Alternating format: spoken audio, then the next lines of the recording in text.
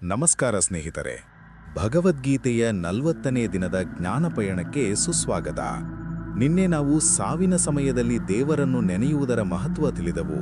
ಆದರೆ ಎಲ್ಲರಿಗೂ ಒಂದು ಕುತೂಹಲವಿರುತ್ತದೆ. ಸಾಯುವಾಗ ನನಗೆ ಹಣದ ನೆನಪಾದರೆ ಏನಾಗಬಹುದು, ಅಥವಾ ನನ್ನ ನೆಚ್ಚಿನ ವ್ಯಕ್ತಿಯ ನೆನಪಾದರೆ ಏನಾಗಬಹುದು? ಇಂದು ಶ್ರೀಕೃಷ್ಣನು ಈ ವಿಶ್ವದ ಒಂದು ಅಲಿಖಿತ ನಿಯಮವನ್ನು ವಿವರಿಸುತ್ತಿದ್ದಾನೆ. ನಿಮ್ಮ ಕೊನೆಯ ಯೋಚನೆಯೇ ನಿಮ್ಮ ಮುಂದಿನ ಜನ್ಮ. ನಾವು ಮುಂದಿನ ಜನ್ಮದ ಗುಟ್ಟು ಮತ್ತು ಓಂಕಾರದ ಮೂಲಕ ಮುಕ್ತಿ ಪಡೆಯುವ ಹಾದಿಯನ್ನು ತಿಳಿಯೋಣ. ಯಂ ವಾಪಿ ಸ್ಮರನ್ ಭಾವಂ ತ್ಯಜತ್ಯಂತೆ ಕಲೇವರಂ ತಂ ತಮೇವೈತಿ ಕೌಂತೇಯ ಸದಾ ತದ್ಭಾವ ಭಾವಿತಃ. ಕುಂತಿಪುತ್ರನೇ, ಮನುಷ್ಯನು ಅಂತ್ಯಕಾಲದಲ್ಲಿ ಯಾವ ಭಾವವನ್ನು ಸ್ಮರಿಸುತ್ತಾ ಶರೀರವನ್ನು ಬಿಡುತ್ತಾನೋ ಅವನು ಮುಂದಿನ ಜನ್ಮದಲ್ಲಿ ಆಯಾ ಭಾವವನ್ನೇ ಅಥವಾ ರೂಪವನ್ನೇ ಪಡೆಯುತ್ತಾನೆ. ಇದು ಪ್ರಕೃತಿಯ ಒಂದು ದೊಡ್ಡ ಸತ್ಯ.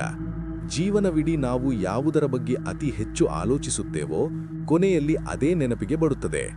ಉದಾಹರಣೆಗೆ, ಜಡಭರತ ಮಹಾರಾಜನು ಸಾಯುವಾಗ ಜಿಂಕೆಯ ಮರಿಯನ್ನು ನೆನೆದ ಕಾರಣ ಮುಂದಿನ ಜನ್ಮದಲ್ಲಿ ಜಿಂಕೆಯಾಗಿ ಹುಟ್ಟಬೇಕಾಯಿತು ಎಂದು ಪುರಾಣಗಳು ಹೇಳುತ್ತವೆ.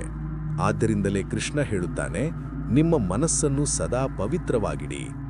ತಸ್ಮಾತ್ ಸರ್ವೇಷು ಕಾಲೇಷು ಮಾಮನುಸ್ಮರ ಯುಧ್ಯ ಚ ಮಯ್ಯರ್ಪಿತ ಮನೋಬುದ್ಧಿರ್ ಮಾಮೇವ ವೈಶ್ಯಸ್ಯ ಸಂಶಯಃ. ಆದುದರಿಂದ ನೀನು ಸದಾಕಾಲ ನನ್ನನ್ನು ಸ್ಮರಿಸು ಮತ್ತು ಯುದ್ಧವನ್ನು ಮಾಡು. ನಿನ್ನ ಮನಸ್ಸು ಮತ್ತು ಬುದ್ಧಿಯನ್ನು ನನಗೆ ಅರ್ಪಿಸಿದರೆ ನೀನು ನಿಸ್ಸಂದೇಹವಾಗಿ ನನ್ನನ್ನೇ ಸೇರುತ್ತೀಯೆ. ಕೆಲಸ ಬಿಟ್ಟು ದೇವರನ್ನು ನೆನೆಯಿರಿ ಎಂದು ಕೃಷ್ಣ ಹೇಳುತ್ತಿಲ್ಲ, ಕೆಲಸ ಮಾಡುತ್ತಲೇ ದೇವರನ್ನು ನೆನೆಯಿರಿ ಎನ್ನುತ್ತಿದ್ದಾನೆ.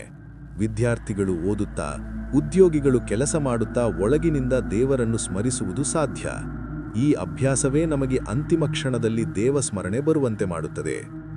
ಓಂ ಇತ್ಯೇಕಾಕ್ಷರಂ ಬ್ರಹ್ಮ ವ್ಯಹರನ್ ಮಾಮನುಸ್ಮರನ್ ಯಃ ಪ್ರಯಾತಿ ತ್ಯಜನ್ ದೇಹಂ ಸ ಯಾತಿ ಪರಮಾಂ ಗತಿಂ. ಯಾರು ಓಂ ಎಂಬ ಏಕಾಕ್ಷರ ಬ್ರಹ್ಮವನ್ನು ಉಚ್ಚರಿಸುತ್ತಾ ನನ್ನನ್ನು ಸ್ಮರಿಸುತ್ತಾ ಶರೀರವನ್ನು ಬಿಡುತ್ತಾರೋ ಅವರು ಪರಮಗತಿಯನ್ನು, ಅಂದರೆ ಮೋಕ್ಷವನ್ನು ಹೊಂದುತ್ತಾರೆ.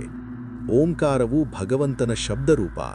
ಧ್ಯಾನದ ಮೂಲಕ ಪ್ರಾಣವನ್ನು ಭ್ರೂಮಧ್ಯದಲ್ಲಿ, ಅಂದರೆ ಹುಬ್ಬುಗಳ ನಡುವೆ ನಿಲ್ಲಿಸಿ ಓಂಕಾರವನ್ನು ಜಪಿಸುತ್ತಾ ದೇಹ ಬಿಡುವುದು ಯೋಗಿಗಳ ಹಾದಿ. ಇದು ನಮ್ಮನ್ನು ಪುನರ್ಜನ್ಮದ ಚಕ್ರದಿಂದ ಮುಕ್ತಗೊಳಿಸುತ್ತದೆ. ಸ್ನೇಹಿತರೆ, ಸದಾ ತದ್ಭಾವ ಭಾವಿತಃ, ಅಂದರೆ ನಾವು ಯಾವುದನ್ನು ಸದಾ ಚಿಂತಿಸುತ್ತೇವೋ ಅದೇ ಆಗುತ್ತೇವೆ. ಇಂದಿನಿಂದಲೇ ಒಳ್ಳೆಯ ಆಲೋಚನೆಗಳನ್ನು ಅಭ್ಯಾಸ ಮಾಡೋಣ. ಆದರೆ ಈ ಪ್ರಪಂಚಕ್ಕೆ ಮರಳಿ ಬರಾದ ಆ ದಿವ್ಯಲೋಕ ಯಾವುದು, ಅಲ್ಲಿಗೆ ಹೋಗುವ ಹಾದಿ ಹೇಗೆ ಮತ್ತು ಕಾಲದ ಗತಿ ಹೇಗೆ ಕೆಲಸ ಮಾಡುತ್ತದೆ, ಈ ಅದ್ಭುತ ವಿಷಯಗಳನ್ನು ನಾವು ನಾಳಿನ 41ನೇ ಭಾಗದಲ್ಲಿ ತಿಳಿಯೋಣ. ಭಗವದ್ಗೀತೆಯ ಈ ಜ್ಞಾನ ನಿಮ್ಮ ಆತ್ಮಕ್ಕೆ ಶಾಂತಿ ನೀಡಲಿ. ಧನ್ಯವಾದಗಳು.